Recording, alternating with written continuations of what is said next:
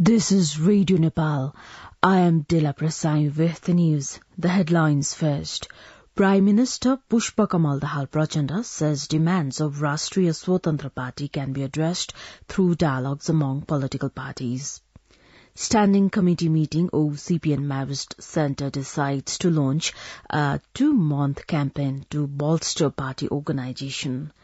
Health and Population Minister Padamgiri vows to work diligently to remove anomalies in health sector.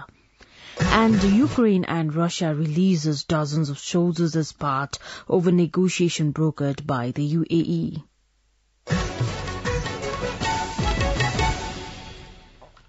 Now the news in detail. Prime Minister Pushpa Kamal Dahal Prachanda has said he will hold talks with all parties to resolve the issues raised by the Rashtriya Swatantra Party. Talking briefly to the media persons emerging from the party's central office at Peristanda yesterday, Prime Minister Dahal said he will hold talks with all sides and resolve the issue. The Rashtriya Swatantra Party has piled pressure on the Prime Minister to confer the Home Ministry portfolio on its chairman, Rabi Lamichhane. Rashtriya Swatantra Party's joint meeting of the Central Committee and Parliamentary Party yesterday decided to provide 2 days to Prime Minister Dahal and UML Chairman KP Sharma Oli whether they agree to give the Home Ministerial portfolio to it. Rashtriya Swatantra Party Chairman Rabi Lamichhane lost the post of Deputy Prime Minister and Home Minister after his citizenship was annulled by the Supreme Court on 27th of January. However, Lamichhane has now regained his citizenship card. Prime Minister Pushpa Kamal Dahal Prachanda has called for building and rather equitable society for national unity. Addressing an event organised on the occasion of the 2nd anniversary of the Indigenous Nationalities Commission in Kathmandu yesterday, Prime Minister Dahal said internal unity could be strengthened only by providing equal opportunities to all classes, ethnicities and communities. Prime Minister Dahal said the country's economic challenges could be addressed unitedly. He also stressed the need for a national consensus and unity to safeguard achievements made so far. The Prime Minister also claimed that he had always established mutual relations with indigenous nationalities. On the occasion, Deputy Speaker of the House of Representatives Indira Ranamagar said only conservation and protection of the marginalized and indigenous people would benefit the state. A standing committee meeting of the CPN Maoist Centre has decided to launch a 2-month campaign to bolster party organisation.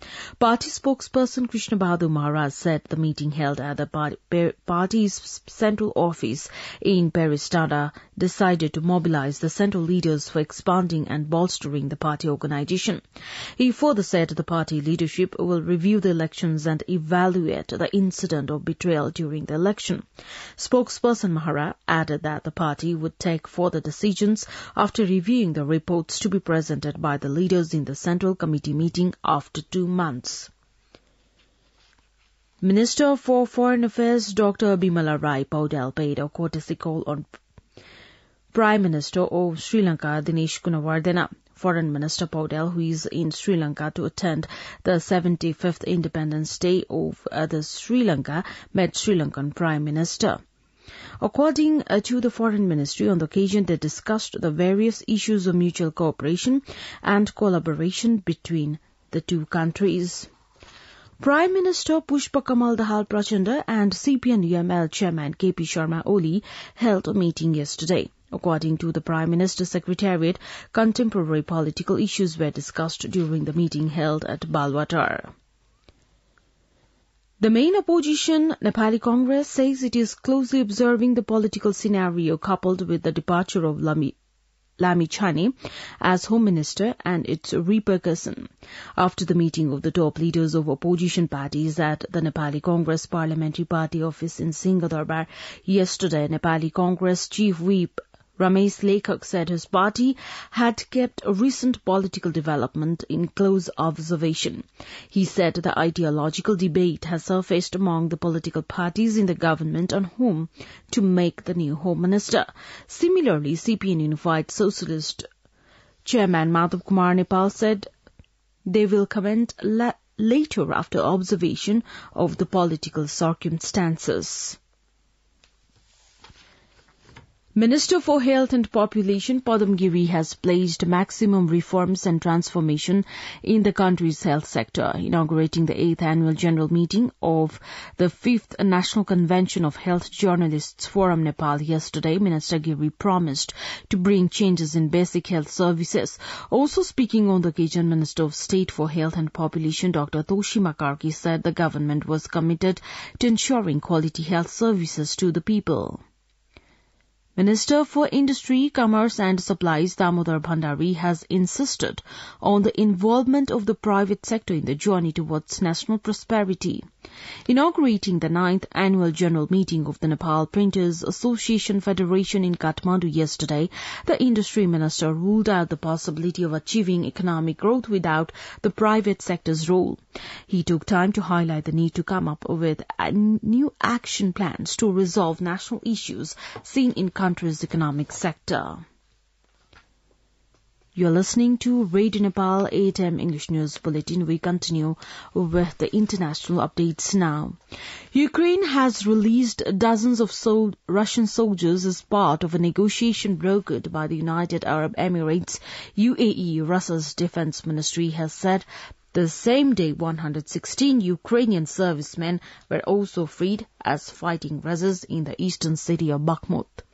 A complicated negotiations process resulted in 63 Russian servicemen returned from the Ukrainian territory, the ministry said on Saturday, according to Al Jazeera. All of the released soldiers are currently in Russia, the ministry said, adding that they were being given medical aid and access to contact their families. While the Russian ministry did not refer to the event as a prisoner exchange in its comments on Saturday, later the same day Ukraine's presidency confirmed the release of 116 Ukrainians, including fighters caught in the Battle of Mariupol and Kherson. Wikipedia has been blocked in Pakistan for hosting blasphemous content. The move was announced on Saturday after the free online encyclopedia was given a 48-hour deadline to remove some material. The Pakistan Telecommunication Authority (PTA) said Wikipedia failed to comply with its ultimatum. PTA spokesperson Malahat Obad said Wikipedia failed to respond to repeated correspondence over the removal of blasphemous content. Over 40 people have been killed in clashes between gunmen and vigilantes in Nigeria's northern Katsina state, the latest violence ahead of parliamentary and presidential election. Katsina State Police spokesperson Gambo Shah said on Friday that an armed gang locally known as bandits attacked a village in Katsina's Bakori local government area and had rustled cattle and sheep before fleeing into the bush. Now the general weather forecast for the country for today. Forecasting Division says the weather is likely to be partly cloudy in Lumini Province along with the hilly regions of Province 1, Bagmati Province and Gandaki Province. Kathmandu's weather report now. Maximum temperature of 20.9 degrees Celsius and minimum temperature of 6.5 degrees Celsius. With this news, we have come to the end of this bulletin. But before we wrap up the headlines once again.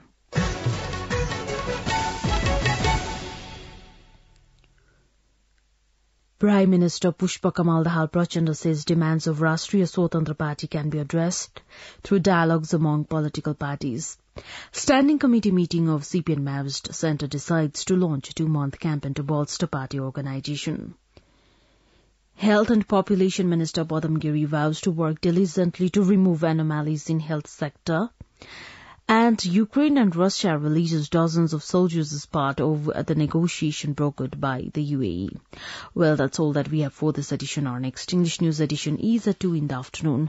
You can also listen to us online at our website www.radionepal.gov.np for more news and online programs. Stay tuned, stay safe and have a good day.